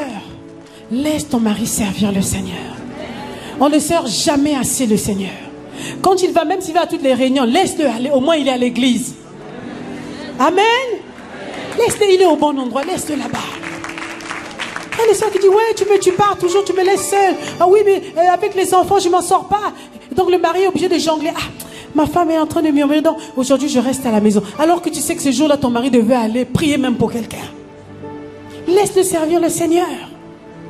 Moi, j'ai réalisé qu'avant d'être mon mari, pasteur Yvan est avant tout enfant de Dieu d'abord. Moi, je suis enfant de Dieu d'abord. Et donc, en tant qu'enfant de Dieu, nous avons un rôle à jouer envers notre Père. Le mariage vient en second plan. Amen. Il est d'abord enfant de Dieu avant d'être mon mari. Enfant de Dieu, serviteur de Dieu. Et donc il doit jouer pleinement son rôle. Donc n'empêche pas ton époux de servir le Seigneur. Au contraire, encourage-le. Et toi, homme qui est ici, mari, si ta femme, tu sais qu'elle aime le Seigneur, encourage-la à servir le Seigneur. Encourage-la. Lorsqu'elle se lève à 3 h du matin, 4 h du matin pour prier, encourage-la. Ne dis pas encore, tu me laisses ici, le lit est froid. Prends la couette. Laisse-la aller prier le Seigneur.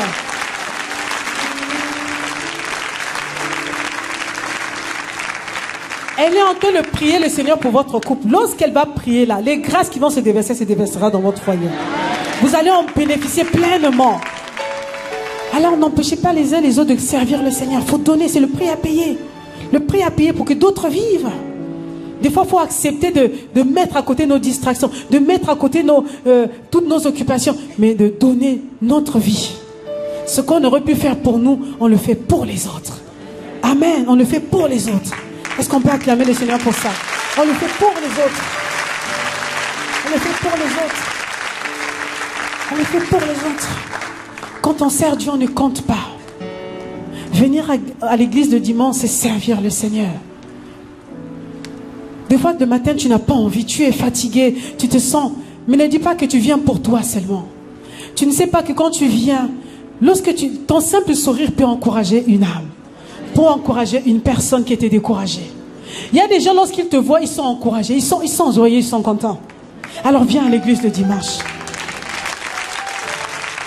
Ne dis pas que je reste à la maison, je me sens fatigué. Est-ce que tu viens à l'église que pour toi? Ou tu viens pour donner ta vie comme un sacrifice à Dieu? Amen. Amen. Amen. Amen. Lorsque tu te plains au quotidien, tu dis Seigneur, mais comment il va tout le temps à l'église? Comment ceci, comment cela? Ou tu te plains parce que Dieu t'a donné les enfants. Seigneur, tu vois, j'ai les enfants, je ne peux pas venir à tel service, je ne peux pas faire telle chose. Tu te plains à chaque fois. C'est comme si tu es en train de dire au Seigneur, il a fait une erreur en te donnant des enfants. C'est comme si tu es en train de dire au Seigneur, il a fait une erreur en te donnant un mari. Ouais, souvent, c'est les messages que nous donnons à Dieu comme ça, sans s'en rendre compte. Rendre grâce à Dieu pour tout ce qu'il nous a donné. Amen. Et continuellement à le servir. Continuellement à le servir. Continuellement à le servir. Continuellement à donner sa vie. C'est ça, porter sa croix. Donner sa vie au quotidien. Ce n'est pas un jour, mais tous les jours. Nous sommes sur l'autel du sacrifice. Seigneur, je suis là pour toi. J'ai telle envie. Je veux faire telle chose. Mais Seigneur, est-ce que, en faisant cela, combien d'âmes vont venir à toi? Est-ce que le choix que je prends, par exemple, de ne pas venir à l'église, combien de personnes j'aurais pu encourager aujourd'hui? Seigneur, je paye le prix, je viens. Je ne suis pas très enfant, mais Seigneur, je viens dans ta présence. Parce qu'en venant, je vais encourager plus d'une personne dans ta maison. Amen. Est-ce qu'on peut acclamer le Seigneur? Je parle à une personne ce matin. Alléluia. Alléluia. Alléluia. Il n'y a pas de vie sans la mort. L'agneau est destiné au sacrifice. Parce que derrière l'agneau, beaucoup d'âmes, beaucoup d'hommes et de femmes doivent venir. Beaucoup d'hommes et de femmes doivent naître. Il n'y a pas de récolte sans sémence. Comme il n'y a pas de bébé pleurant dans un berceau avec des joues roses comme nous aimons les bébés. Ils sont tout beaux, tout mignons. Sans une femme dans la maternité, autant qui est en train de crier de douleur. De crier les douleurs de l'enfantement. De sacrifier sa vie souvent sur la table d'accouchement. Il n'y a pas de bébé dans le berceau sans la souffrance de l'accouchement. Il y a un prix à payer pour toutes choses. Il y a un prix à payer pour toutes choses. Il y a un prix à payer pour toutes choses. Amen. Amen. Amen. Amen. Lorsque quelqu'un te dit, oui, acclamons le Seigneur. Je veux vraiment insister là-dessus. Il y a un prix à payer. Nous nous plaignons beaucoup qu'il n'y a pas beaucoup de chrétiens dans ce monde.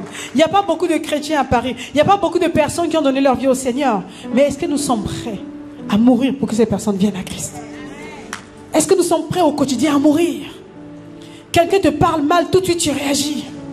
Quelqu'un te piétine, même par mégarde, tu te retournes. Eh bien, attention, hein. Meurs, ça fait quoi alors? On peut marcher sur toi, ça fait quoi? Ça t'enlève quoi? Accepte de mourir. Accepte de mourir. Je me rappelle, j'étais allée à Pointe-Noire il n'y a pas très longtemps. Il y avait un séminaire avec les femmes. Vraiment, on a passé des moments vraiment formidables dans la présence de Dieu. Et je devais quitter Pointe-Noire pour aller à Brazzaville dans la journée. Les réunions se passaient le soir, chaque soir à partir de 18 h. Et mon passeport était périmé, donc je devais aller à mon passeport congolais. Amen, je suis française, mais j'ai 2 passeports. C'est l'avantage. Mon passeport était périmé, donc je devais voyager à Brazzaville pour aller le renouveler. Donc je suis allée, j'ai fait toutes les formalités, donc j'ai pris l'avion. Et donc au retour, j'avais pris mon billet, donc j'étais pressée, mais j'étais en prière, parce que je m'étais retirée et tout, donc j'étais en prière, je priais en langue, je priais en langue. Et donc j'arrive devant l'avion, je donne ma carte d'embarquement, et le steward me dit, asseyez-vous là. Je le regarde, j'ai dit, ma place c'est la place 1C. J'ai pris la peine de prendre une bonne place parce que je voulais bien voyager. Il me dit, asseyez-vous là. J'ai dit, mais attendez, ma place est ici. Il dit, oui, mais je vous dis, asseyez-vous là. J'ai dit, non, je ne m'assieds pas là. Pourquoi? Non, parce qu'en fait, votre place, il y a un monsieur qui a pris, j'ai donné à un monsieur. J'ai dit, pourquoi? J'ai dit, la moindre des choses, monsieur, c'est de demander ma permission. Parce que j'ai payé une place.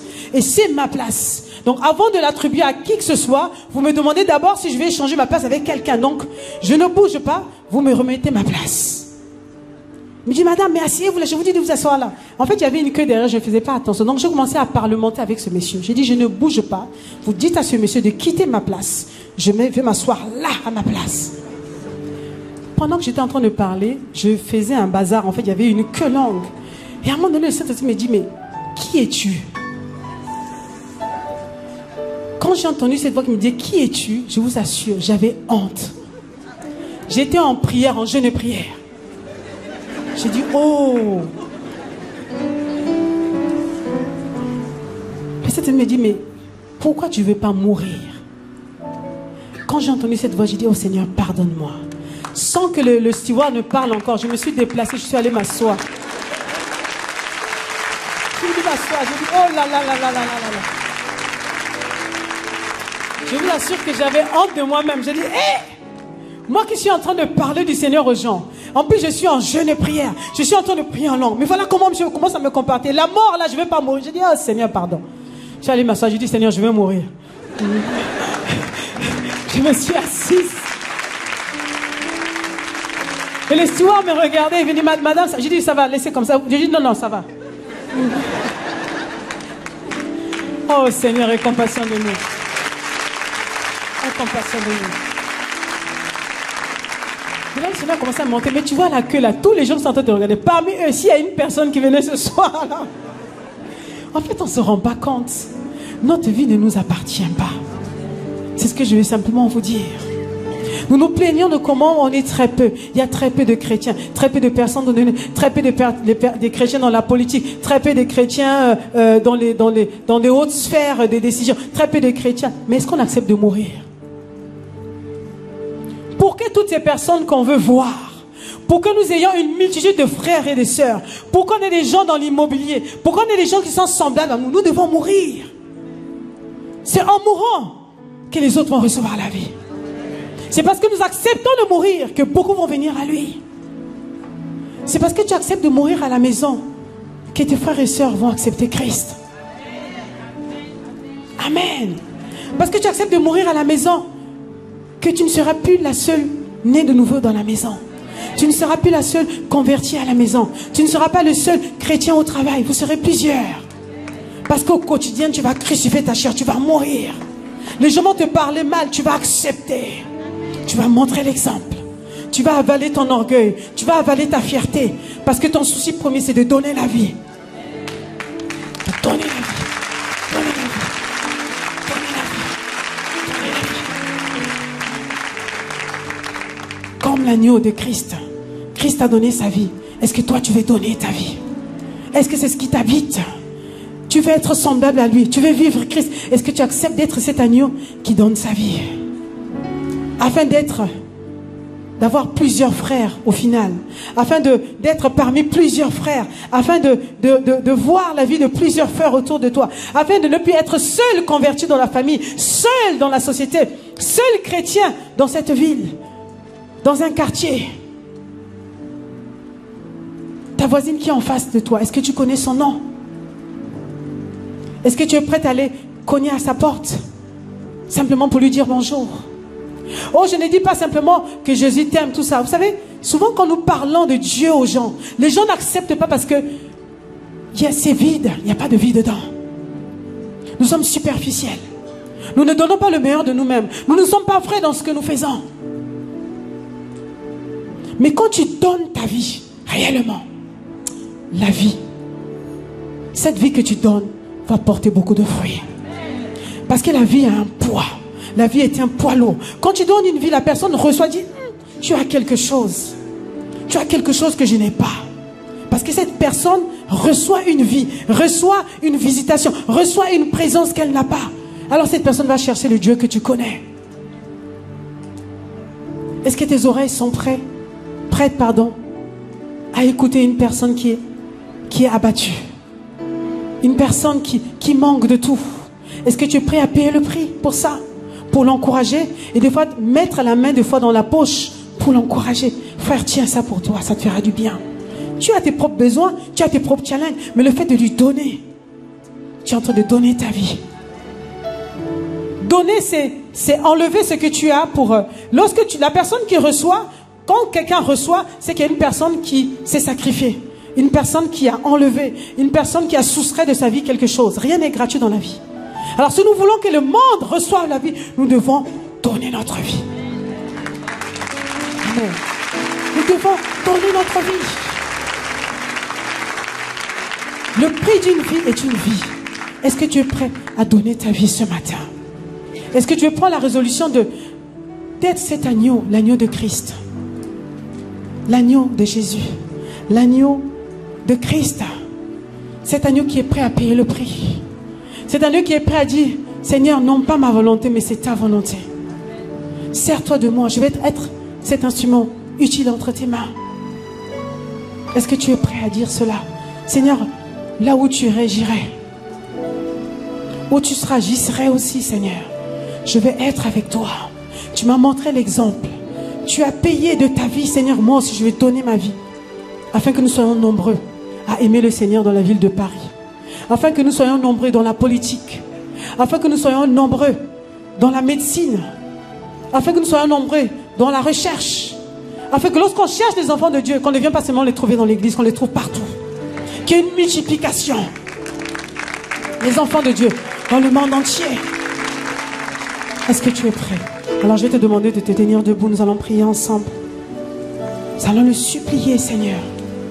Accorde-nous la grâce de mourir à nous-mêmes, d'accepter d'abandonner tout ce qui est confort, confortable, la zone de confort, de payer le prix. Payer véritablement le prix au quotidien, pas un jour, pas une fois, mais tous les jours de notre vie. De nous charger de notre croix, d'être obéissants, d'être des agneaux qui sont doux, obéissants, d'être également l'agneau du sacrifice. Alléluia. Alléluia. Jésus. Alléluia. De moi, je te donne de tout de moi. Je te donne tout de moi. Je me livre à toi, Seigneur. Je te donne tout de moi. Je me livre à toi, Seigneur. Je te donne de tout de moi.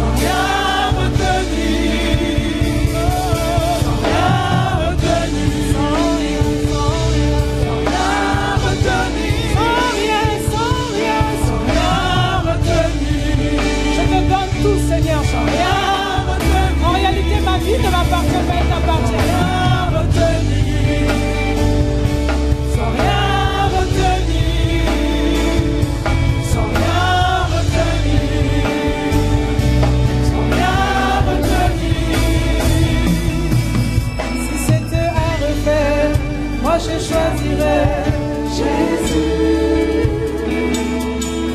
Si c'était à refaire, moi je choisirais Jésus. C'est toi que je choisis, Seigneur. Si c'était à refaire, moi je choisirais Jésus. Si c'était à refaire, moi je choisirais Jésus.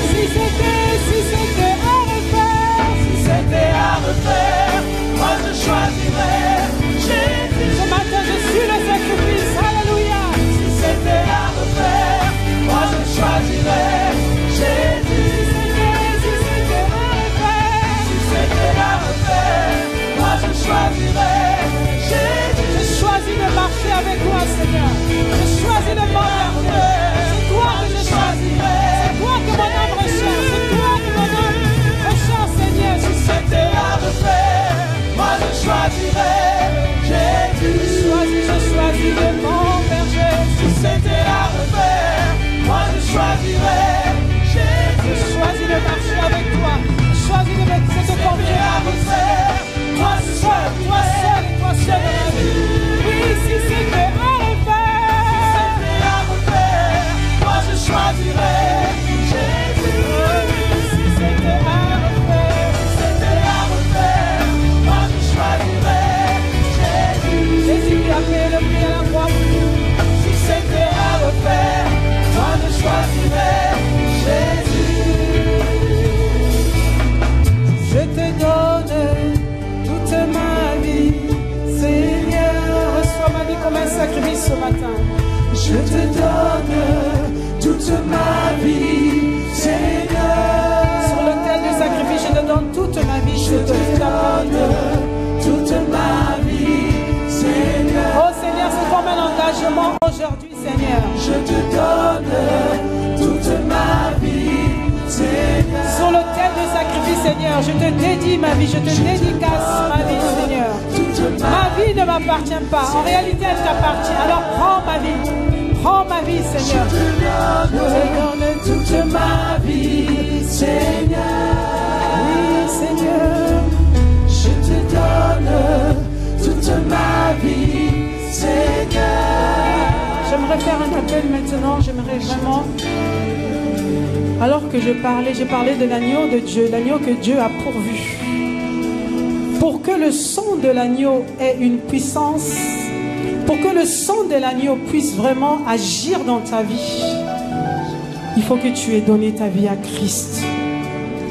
L'agneau a été pourvu, oui, il y a 2000 ans. Avant même 2000 ans, l'agneau a endossé l'habit d'agneau. Et il y a 2000 ans à la croix, l'agneau a été pourvu. Jésus est mort à la croix. Et la Bible dit que si tu veux que ce sacrifice de la croix soit valable pour ta vie, il faut que tu viennes à lui. Il faut qu'un jour de ta vie, que tu puisses lui donner ta vie. Tu puisses lui donner ta vie. Venir à l'église ne suffit pas. La religion n'a jamais sauvé quelqu'un. Il faut qu'à un moment donné dans ta vie, dans ta marche avec, même pas ta marche, ça commence par un commencement. Pour que tu deviennes toi aussi l'agneau, tu dois commencer d'abord par donner ta vie à Christ, le reconnaître comme étant ton sauveur et ton Seigneur. Jésus doit d'abord être ton sauveur avant de devenir l'agneau immolé pour toi. Alors cet après-midi, j'aimerais faire un appel. Une personne qui n'a jamais donné sa vie à Jésus. Jamais, je dis bien jamais donné sa vie. Peut-être que tu viens à l'église, ou peut-être que tu as l'habitude de fréquenter une église comme celle-ci, mais tu ne t'es jamais engagé. Tu n'as jamais donné ta vie. Tu n'as jamais pris la résolution de marcher véritablement avec lui. Alors cet après-midi, le Seigneur t'appelle. Il te lance cet appel. Viens devant ici. Toute ma vie, viens devant, je vais prier avec toi. C'est un moment très important. Nous avons tous les têtes baissées, les yeux fermés. Viens devant, j'aimerais prier avec toi. J'aimerais te recommander entre les mains du Seigneur. Moi aussi, un jour, j'ai donné ma vie à Jésus. Un jour, dans une assemblée comme celle-ci, je suis venu devant. Et c'était le début d'une nouvelle vie avec lui. Mais ça commence par donner sa vie à Christ. Viens devant, j'aimerais prier avec toi. J'aimerais te recommander à la grâce de Dieu. Dieu veut réécrire l'histoire de sa vie. Dieu veut te sauver à travers son sang. Dieu veut te laver par le sang de l'agneau. Ça commence par venir devant. Oui, ma soeur, tu as fait le bon choix, viens. Le Seigneur me dit qu'il y a plus d'une personne ici. Si tu es dans une salle annexe, viens devant. J'aimerais prier avec toi. J'aimerais te tenir par la main. Te recommander à la grâce de Dieu. C'est un moment très important. S'il y avait un seul homme sur la terre qui était perdu, un seul homme sur la terre qui était loin de sa face, s'il y avait un seul homme qui n'était pas sauvé, Jésus serait quand même venu comme l'agneau de Dieu pour sauver cet homme. Ça veut dire que ta vie a du prix à ses yeux. Ta vie compte à ses yeux. Ta vie compte à ses yeux. C'est pour ça qu'il n'a pas hésité de donner sa vie à la croix. Il n'a pas hésité de mourir pour toi à la croix. Viens devant. Je t'en supplie. Toi qui suis ce culte sur Internet, il y a un encart où c'est marqué, où tu peux cliquer. Où tu peux simplement cliquer pour dire je vais donner ma vie à Christ. Je vais donner ma vie à Jésus. C'est une décision très importante. C'est une décision qui compte pour l'éternité. Qui est la plus grande décision qu'un homme puisse prendre dans sa vie. Sur terre. Je te donne toute ma vie, Seigneur. Viens, Dieu veut écrire une nouvelle histoire avec toi. Depuis le jour où j'ai donné ma vie à Christ, ma vie n'a plus jamais été la même. Il a transformé ma vie, il m'a changé. Moi qui n'arrivais jamais à pardonner, il m'a aidé à pouvoir pardonner les autres. Il a changé l'histoire de ma vie. Il a réécrit l'histoire de ma vie. Et c'est ce qu'il veut faire ce matin avec toi. Je te donne toute ma vie, Seigneur. Jésus est le bon berger, il est le bon berger. Il prend soin de ses brebis. Il prend soin de ses brebis. Alors, vous qui êtes venus devant, je vais prier avec vous. C'est une grande décision que vous prenez. Vous savez, vous n'êtes pas venu devant une femme. Je ne suis qu'une femme. Mais ici, dans ces lieux, il y a la présence de Dieu. Et s'il n'y avait que vous sur la terre qui ne le connaissez pas, Jésus serait quand même mort à la croix pour ça. C'est pour montrer comment Dieu accorde l'importance à l'homme, à la vie d'un homme. Et je vous assure, lorsqu'on donne sa vie au Seigneur, on est gagnant. Ça veut dire que à partir de ce moment, lorsque vous allez faire cette prière, votre vie va maintenant appartenir à Jésus. La Bible dit que votre vie sera cachée avec Christ en lui. Plus aucune personne pourra avoir la puissance, la force de venir vous décrocher de là. Plus personne, sauf vous-même si vous le souhaitez. Plus aucune personne voudra, lorsqu'il voudra envoyer les sorts, aucun sort ne pourra venir vous atteindre. Parce que la Bible dit que vous serez cachés avec Christ en lui. Il prendra soin de vous comme il prend soin de ses brebis. La Bible dit qu'il est le bon berger et il emmène ses brebis vers les verts pâturages. Parce que Dieu veut les meilleures choses pour chacune de vos vies. C'est ça qu'il veut faire. Alors que vous êtes venus devant, ça veut dire que vous lui donnez la permission de vous conduire. Ah, merci Seigneur. Il y a 38 personnes sur Internet qui ont donné leur vie au Seigneur, qui ont répondu à l'appel au salut. Merci Seigneur. Je vais prier pour vous maintenant, prier avec vous. Vous allez répéter après moi et l'Assemblée va également vous accompagner dans cette prière. C'est cette prière qui est dite dans Romains 10, verset 9. Tout à l'heure que je vous ai donné, j'ai donné la référence. Dans Romains chapitre 10. 10, verset 9. Vous allez prier avec moi. Seigneur Jésus, j'ai entendu ta parole. Aujourd'hui, je viens devant toi, tel que je suis. Prends ma vie.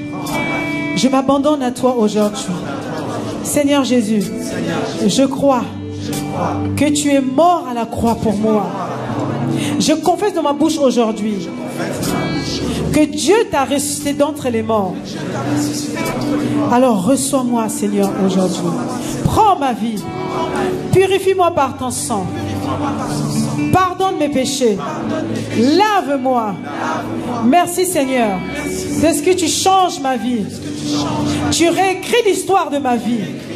Tu me transformes de l'intérieur. Merci Seigneur de ce que tu pardonnes mes péchés. Merci Seigneur de ce que aujourd'hui tu fais de moi ton enfant. De ce que aujourd'hui je deviens Seigneur ton agneau. Merci Seigneur. À toi la gloire. Au nom de Jésus. Amen.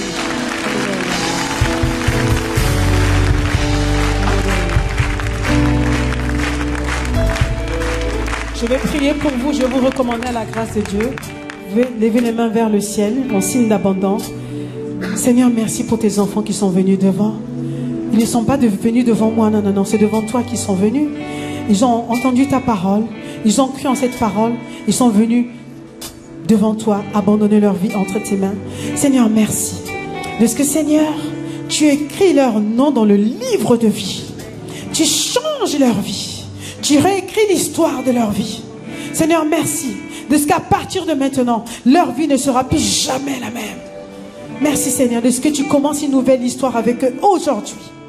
Seigneur, merci. De ce qu'alors qu'ils sont venus vers toi aujourd'hui, tu les emmènes de gloire en gloire, de victoire en victoire. Merci Seigneur de ce que tu prends soin d'eux dans les moindres détails. Tu visites leur foyer, leur famille. S'ils avaient un problème de santé, Seigneur, tu les guéris, Seigneur, car tu es venu guérir le cœur brisé. Tu les libères de toute oppression de l'ennemi, dans le nom de Jésus. Seigneur, merci. Merci Seigneur, merci. Désormais, ils t'appartiennent. Désormais, l'ennemi n'a plus de pouvoir dans leur vie. Le pouvoir de l'ennemi est brisé au nom de Jésus. Ils sont à toi entièrement à partir de maintenant. Dans le nom de Jésus. Ils sont libérés de toute oppression démoniaque. Dans le nom de Jésus. Dans le nom de Jésus. Dans le nom de Jésus. Dans le nom de Jésus. Dans le nom de Jésus. Merci Seigneur. Merci pour cette nouvelle histoire que tu commences. Libérés complètement. Rachetés. Rachetés. Ils n'appartiennent plus à l'ennemi. Ils sont rachetés. Rachetés. Ton sang a coulé. L'agneau a été immolé à la croix pour eux. Merci Seigneur pour la libération de leur âme. Merci Seigneur pour la nouvelle vie que tu leur donnes aujourd'hui. À toi la gloire. Merci Seigneur. Merci pour la guérison complète, la libération. Merci Seigneur, au nom de Jésus. Au nom de Jésus. Merci Seigneur. Merci pour une guérison. Merci Seigneur pour une restauration totale. Une restauration. Le Seigneur me dit une restauration totale dans la vie, Seigneur, de tes enfants ici. Béni sois-tu Père au nom de Jésus. Amen, amen, amen. Est-ce qu'on peut acclamer le Seigneur? Merci Seigneur. Merci Seigneur. Merci Seigneur. Vous avez fait le bon choix. J'aimerais vraiment vous serrer, saluer. Que Dieu vous bénisse. Merci. Vous avez fait le bon choix. Vous ne serez plus jamais les mêmes. Maman, que Dieu te bénisse. Tu es libéré au nom de Jésus. Merci papa. Que Dieu vous bénisse. Que Dieu vous bénisse.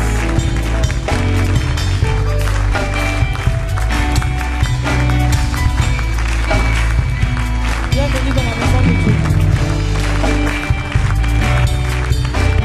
Dieu vous bénisse. Alléluia. C'est le bon choix. Merci. Je vais suivre mon frère qui est là. Suivez-le juste quelques instants, suivez-le. Il va s'entretenir avec 2 minutes, ensuite vous allez revenir à vos places. Suivez mon frère qui est là. Juste pour 2 minutes, on va vous donner des informations. Ils vont vous expliquer ce qui s'est passé. Que Dieu vous bénisse en tout cas. Vous êtes au bon endroit, bienvenue dans la maison de Dieu.